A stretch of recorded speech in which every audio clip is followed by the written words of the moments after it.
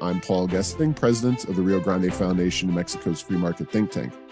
You can find out more about the foundation at riograndefoundation.org.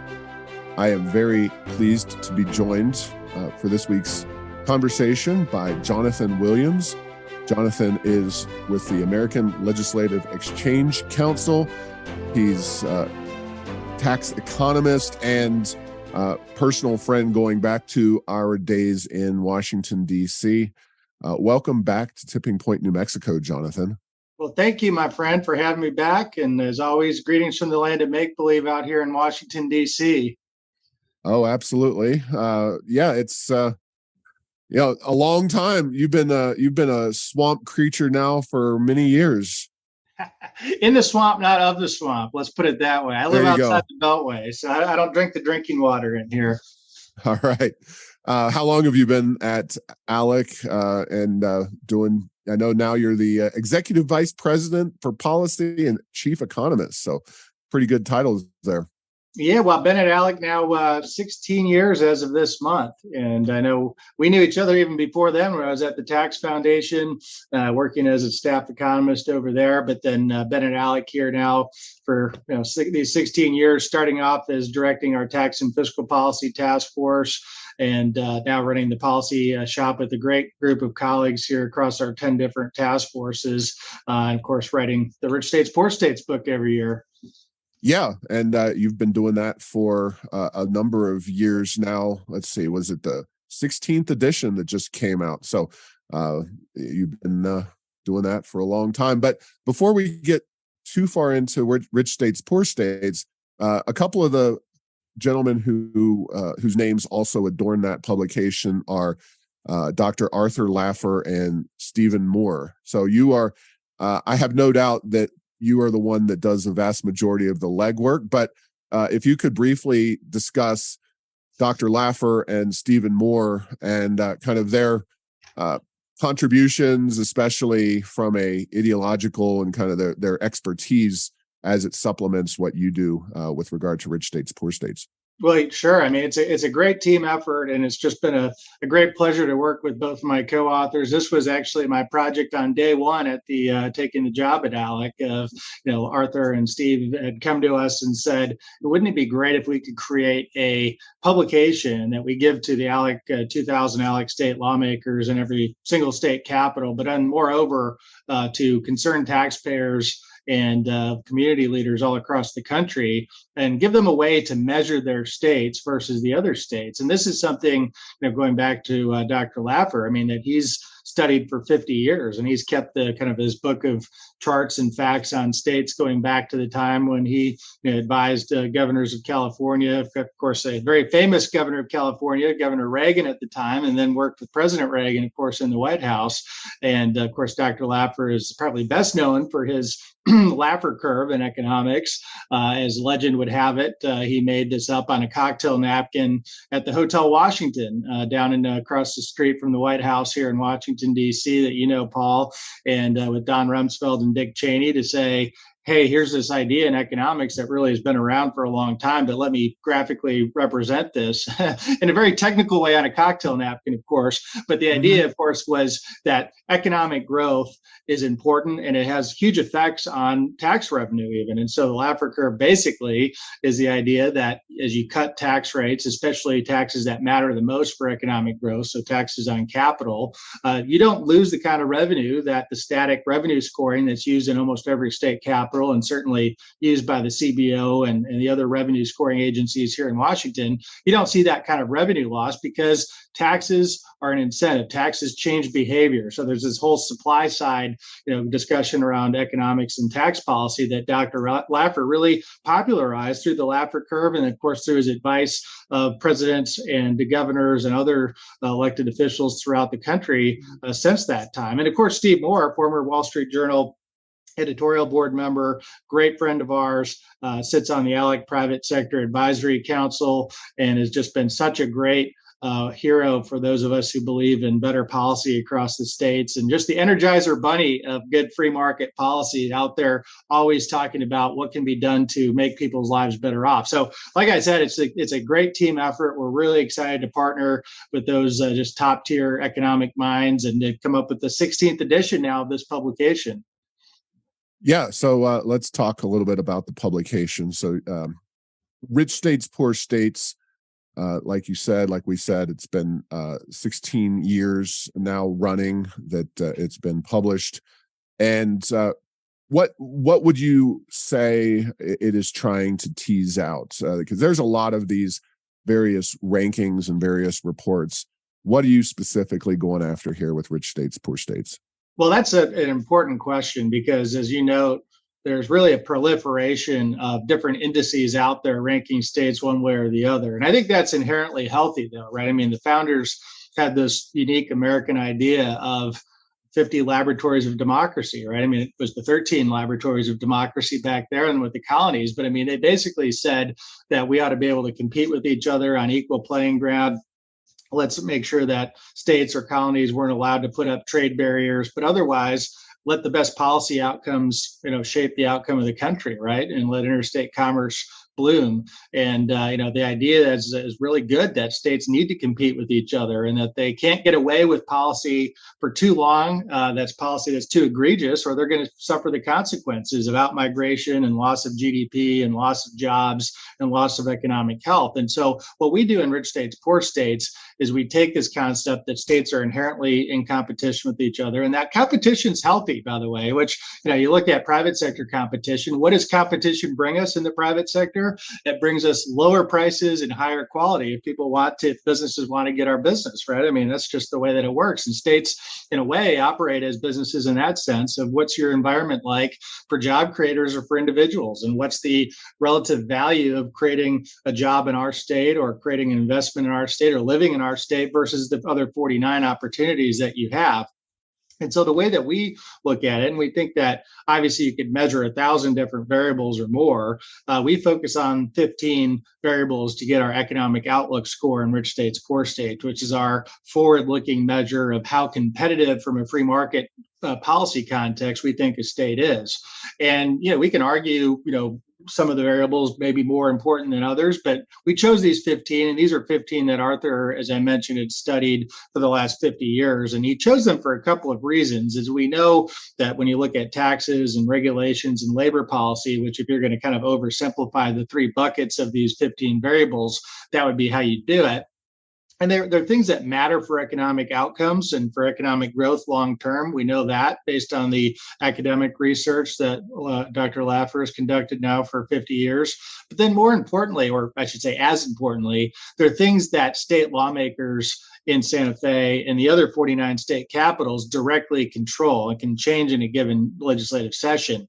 And there's so many different ways to rank states. And I think one of the biggest errors that other groups make when they try to rank states, and it's good that they're trying to enhance this competition between states, but one of the biggest errors they make is that sometimes they focus on things that are totally outside the control of policymakers at the state level. I mean, it's great that some states have better weather.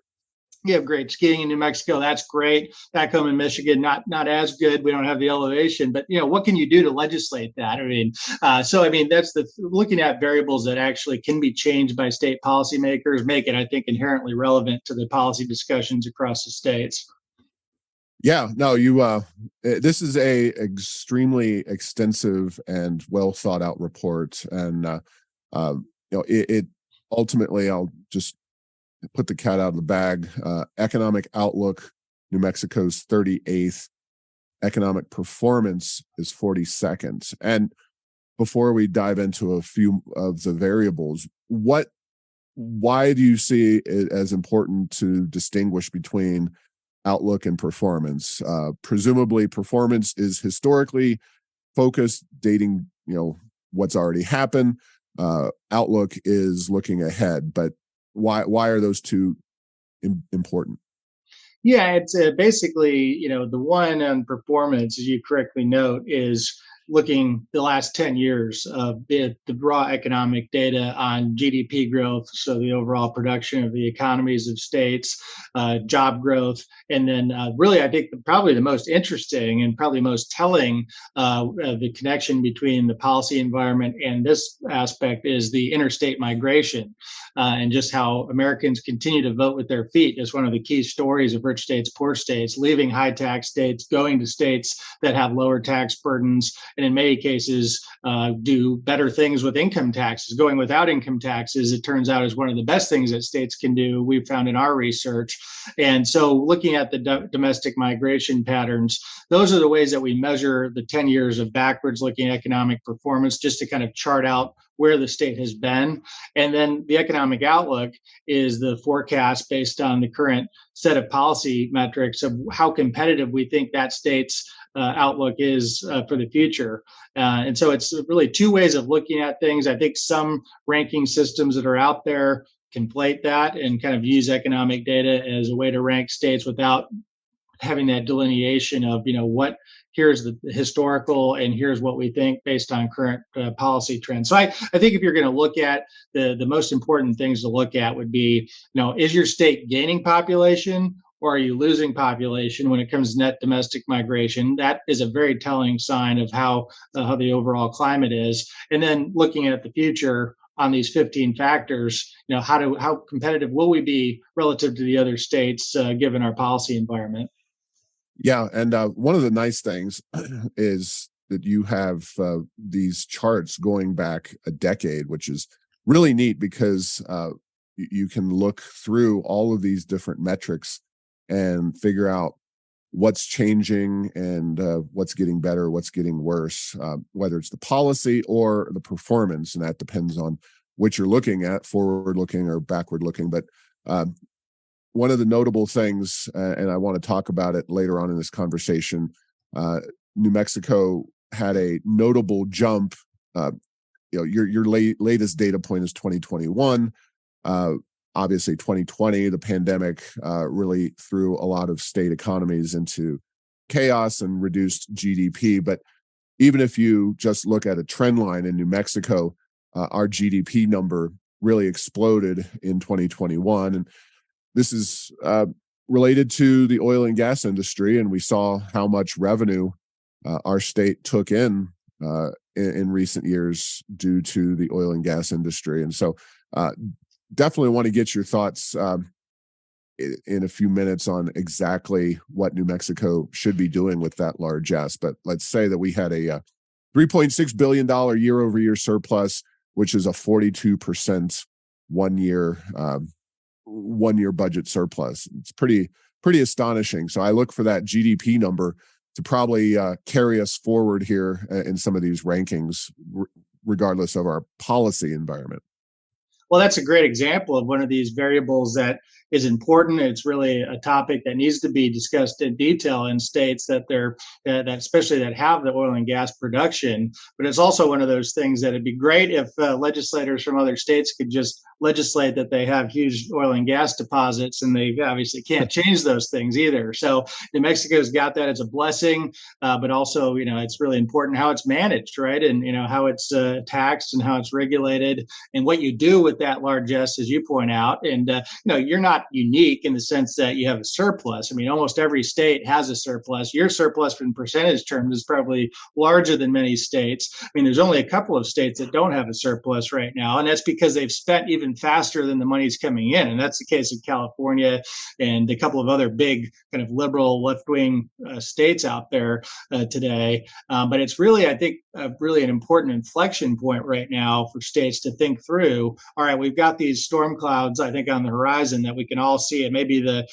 slowest motion economic recession in history coming. We know it's coming. There's going to be a correction. And I think the inflection point is now, what do states do in this moment that they have some incredible surplus dollar? Do you give it back to taxpayers, which I think we would argue is the right thing to do? Do you put it away for a rainy day? And some of that is probably very smart to do, to not overextend yourselves. And then, what do you not do is especially spend one-time money on ongoing expenditures is the lesson that that we always learn from these type of things. I mean, the financial crisis wasn't that long ago, and I was in this chair, and you were, in a similar chair, talking about these same issues back then, and I think it's one thing that's really important is that we learn from the mistakes of the past, and that the thing that we can tell states right now is, either invest it back into the public or the private sector with the just businesses and individuals in terms of tax cuts,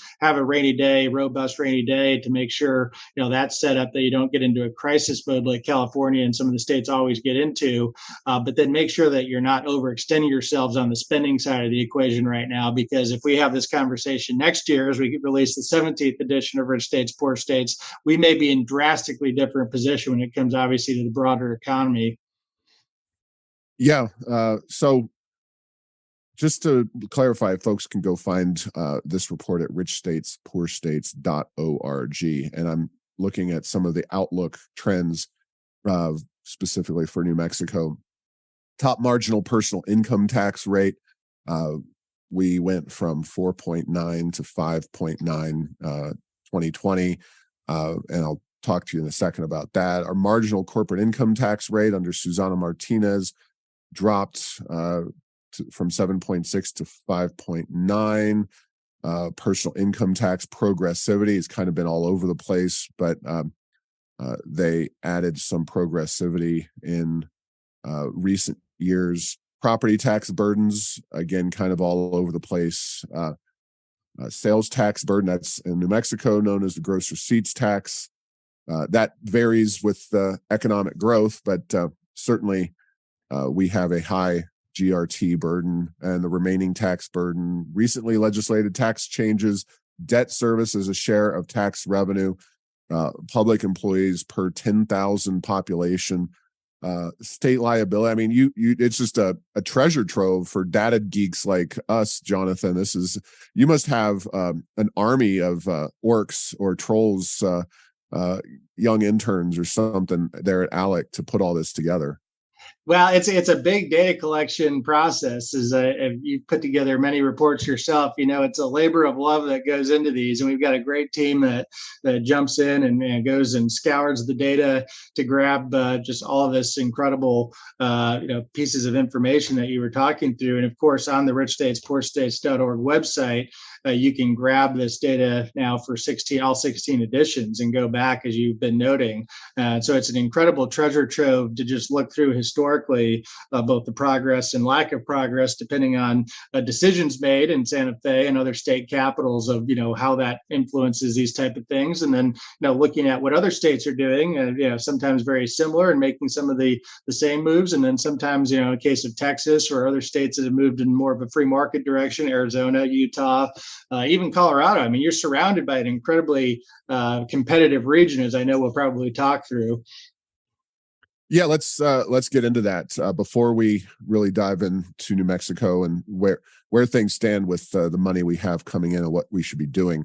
But nationwide, talk about some of the top performers and what makes them top performers and bottom performers, and then we can talk about the region New Mexico's in. Well, the number one state, I referenced it a second ago, Utah. We actually launched this publication from Salt Lake City just recently with Governor Cox and the Senate President and the Speaker of the House. Have been number one now for all 16 editions of Rich States, Poor States for Economic Outlook.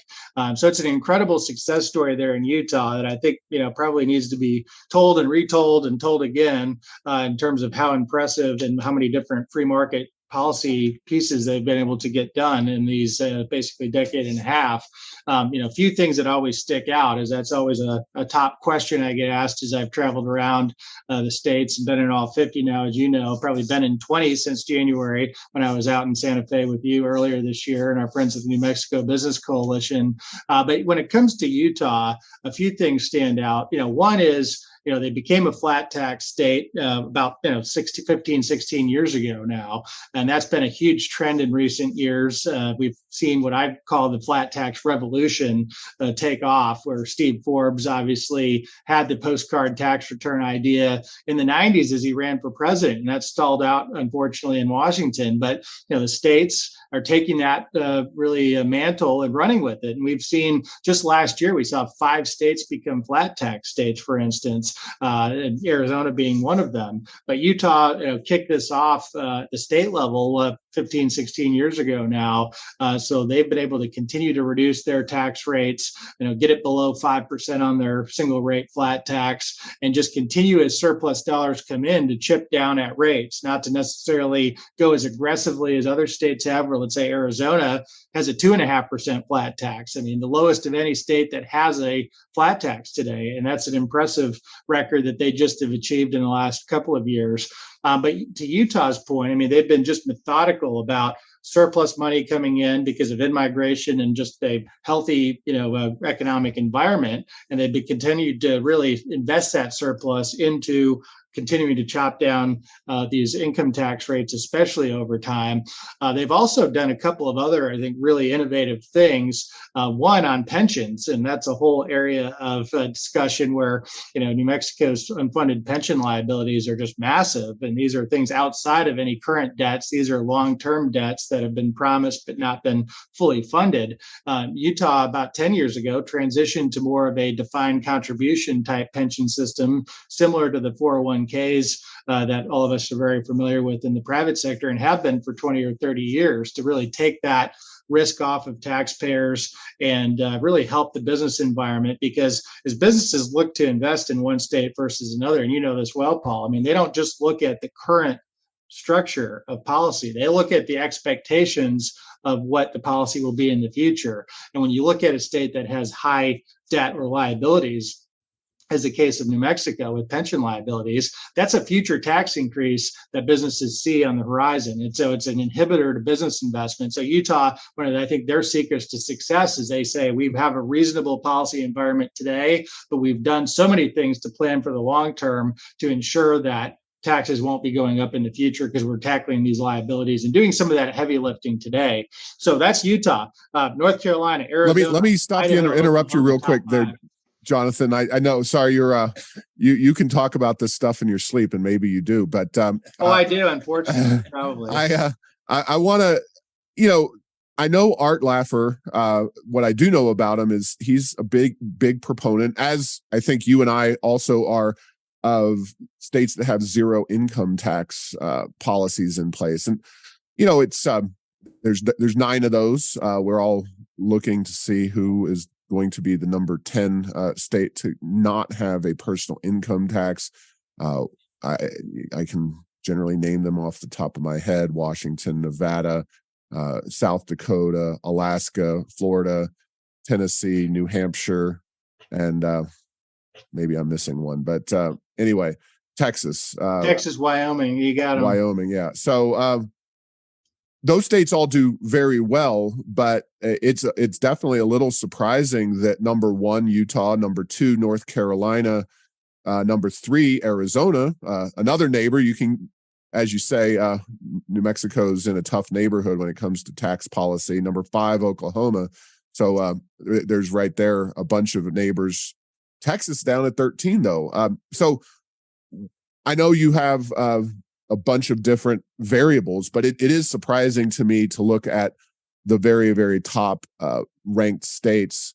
New Hampshire's only 19, and they have no income or sales tax. So it's a little surprising to me that states with no income tax are not really more crowded at the top of that list. What's up with that? Just well, it's a great question. When we look at the broad measure of competitiveness, if it was just taxes, I think those states would, clearly do better in the case of New Hampshire.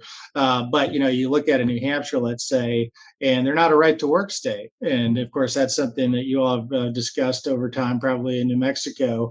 But, Washington state isn't either, as a no income tax state. And so in the broader sense of competitiveness enhancing policies, some of those states get it completely right and avoid an income tax, but then some of the other areas of the regulatory policy or labor policy, they fall behind. Or in Texas's case, I mean, they get it 100% right without an income tax, but they have exorbitant property taxes. And, so when you squeeze the balloon sometimes on one end, and if you don't control spending, in the case of Texas, is local governments driving property taxes is the case almost everywhere. And if you have that issue, then property taxes get out of control, or in some cases, sales taxes get out of control. Obviously, you've got your unique, and I think anti-economic growth gross receipts tax there in New Mexico. That's a real problem when you look at New Mexico versus other states. But when you look in the broader context of how we rank the states in rich states, poor states, it's important to get it right across the board. And you look at a state like Utah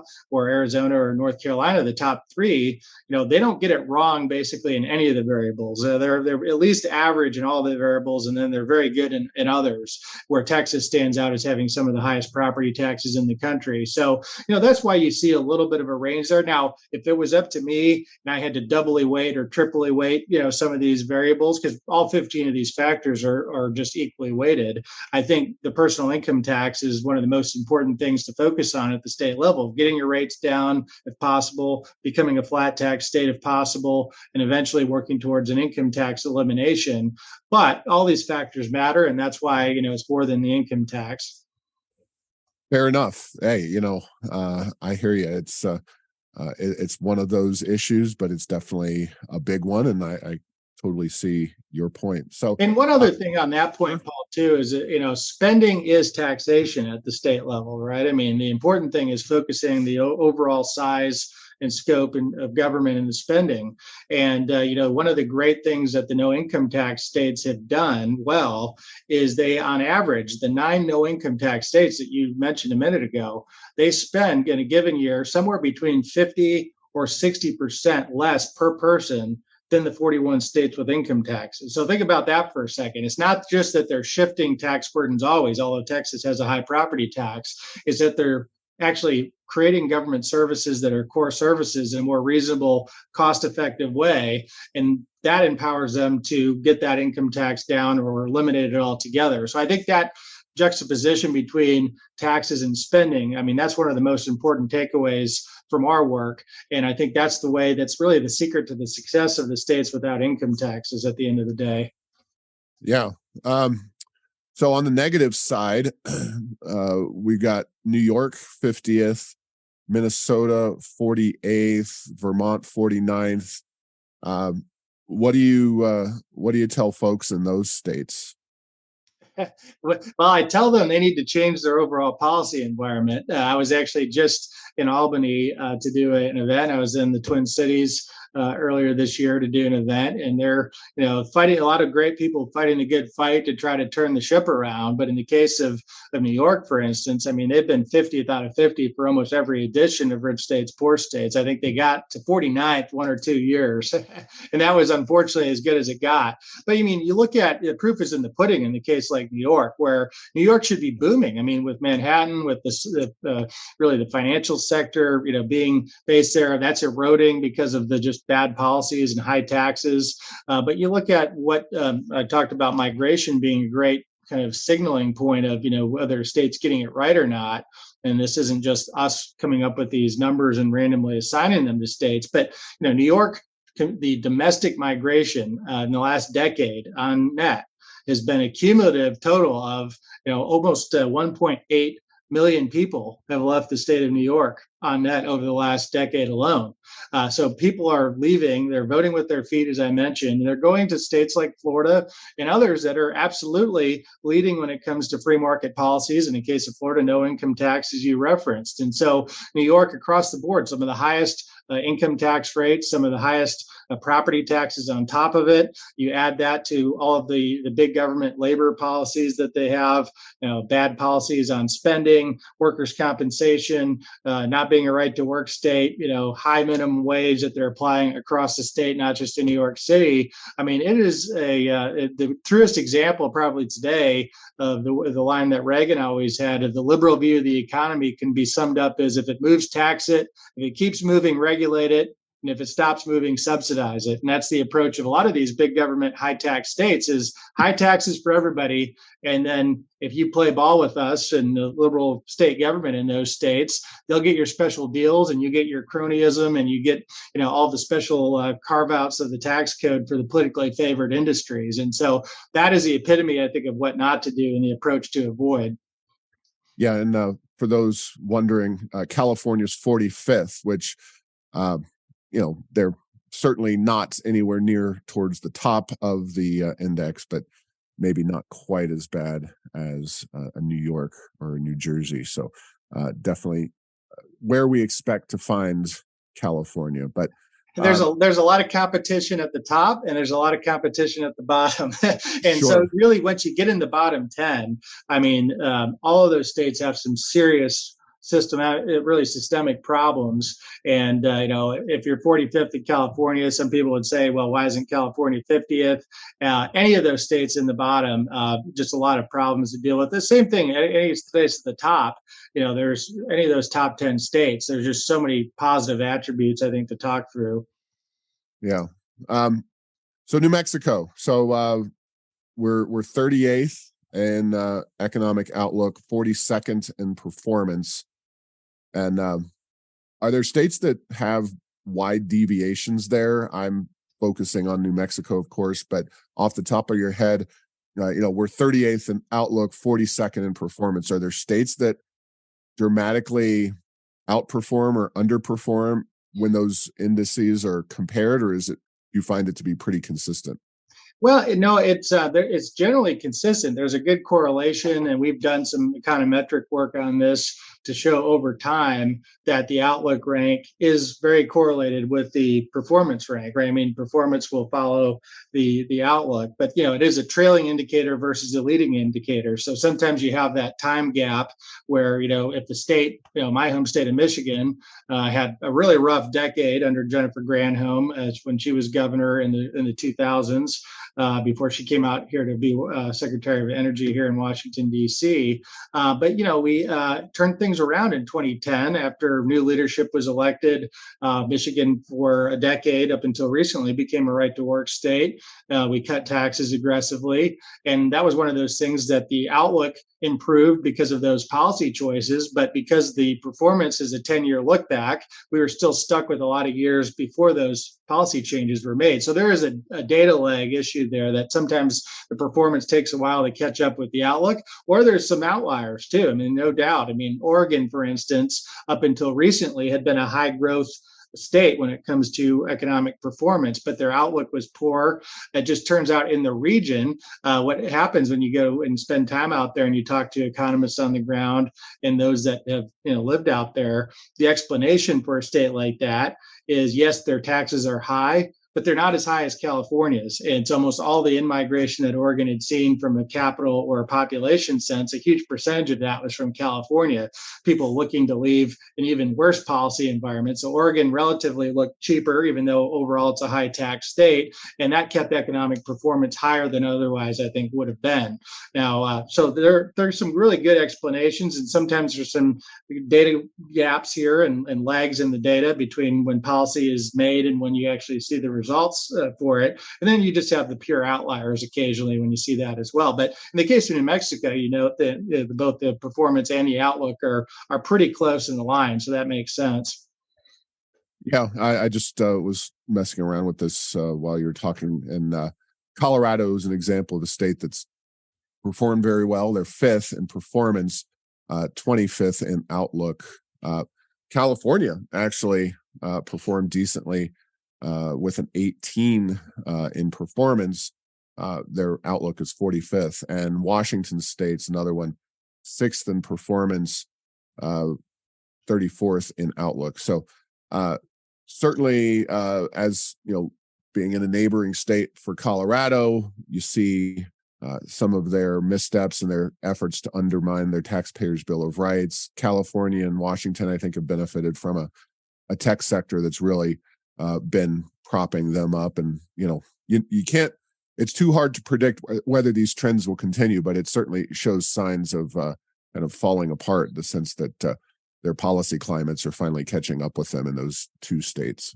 Yeah, and I think that's an important point in that, obviously, if you're a state lawmaker, you'd love to be able to legislate that you have a Silicon Valley or financial sector that was located in your state. And New York and California have been able to take advantage of those things to prop up their economic performance, which otherwise would have been, much worse if they wouldn't have had those anchor industries in those states. And Washington State with tech, as you noted, and interstate commerce and deep water ports and things like that are all very important for performance. And that's why it's not a perfect correlation between outlook and performance. But it's obviously something that even states like that have begun to get to a tipping point where even though you have all these inherent advantages of keeping, let's say, tech in Silicon Valley, unfortunately for California, a lot of the new tech is not locating in Silicon Valley. It's locating in Silicon Slopes in Utah or in Texas or in other new tech hubs that are emerging around economies that are more competitive. And same thing with New York with the financial sector. I mean, so much of that has become more mobile now in the aftermath of COVID. The lockdowns in New York, the high cost of living in New York has driven quite a few of the hedge fund folks, for instance, to a new hub down in Miami, Fort Lauderdale area in a state where they don't have to pay a state income tax. So that's a really interesting discussion, but states can only take it so far. I mean, obviously they can take advantage of the homegrown industries for a certain point of time, but so much of that new growth is going to places outside of those traditional hubs. Yeah. So let's get to it. Got about 10 minutes to go. Talk about what you would do if magically Jonathan Williams came to New Mexico and was suddenly the governor and had the support in the legislature to do what needed to be done to improve New Mexico's economy. Of course, given that we have this budget surplus, any given year it's going to ebb and flow, but we have what I tell people in New Mexico who are used to the vagaries of the oil and gas industry is this time truly is different because it's a production driven boom.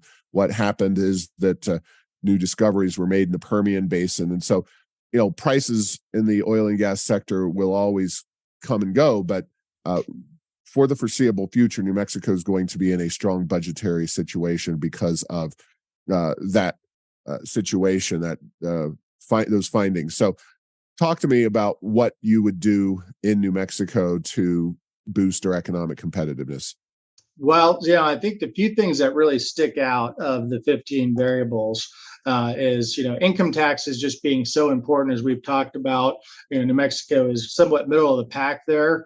But when you have such a competitive region of Colorado, flat tax under 5%, Arizona, 2.5%, Texas, no income tax, Utah under 5% flat tax. I mean, all of a sudden the 5.9% doesn't look so good in middle of the pack, right? And so I think addressing that to at least get to a regional competitiveness level, I think would be very important. Obviously, I think a good goal for every state would be looking at ways to ridding the dependence on income tax revenue altogether. A, because it's volatile. B, because it's a huge impact on economic growth and competitiveness overall. And competing against zero is a difficult thing with Texas next door. And plus, by the way, you've got Democrat Governor Jared Polis in Colorado calling for the elimination of the Colorado personal income tax. So, I mean, this is an important and a bipartisan message that governors realize income tax rates are a big way that states compete with each other. So, I mean, I would look at that business income tax.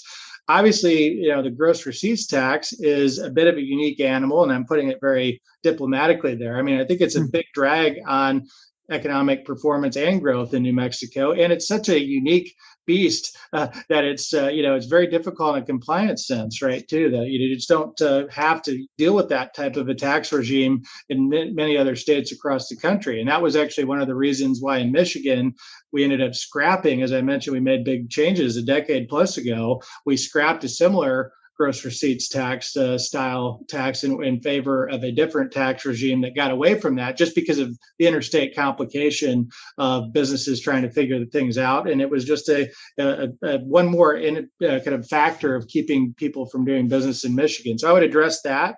And then, looking at other policies that if I had a magic wand, which it sounds like I do in this case, Paul, I would address, the right to work status. It's a yes or no thing that doesn't cost the state a dime. But as we've found out from this move towards right to work in the Midwest, it is a yes or no thing for business development or new factories being built.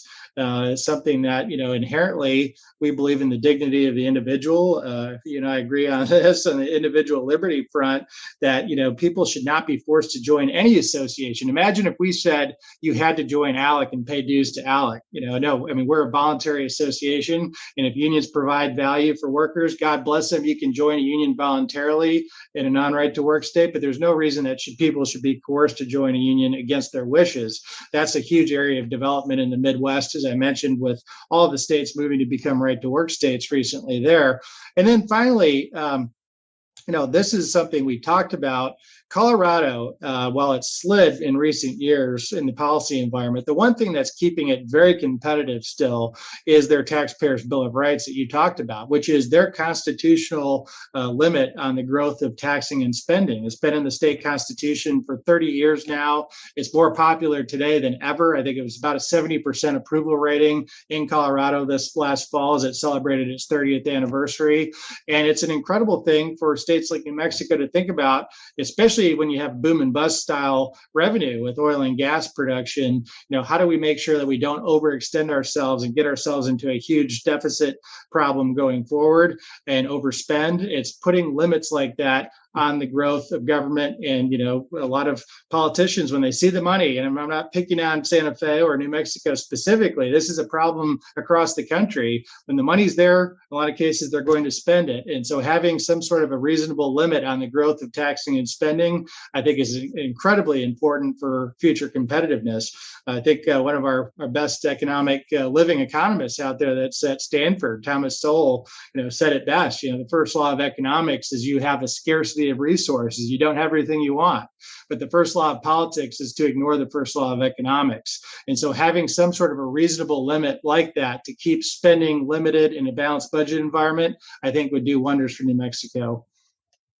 Yeah, that is the law that really saves Colorado from all of their other progressive policies that folks in that state want to impose. And boy, with the kind of oil and gas money that we have in New Mexico, if we had a taxpayer's Bill of Rights, that would be incredible to keep our size of government at a reasonable level. And unfortunately, that's one of many reasons why it likely won't happen.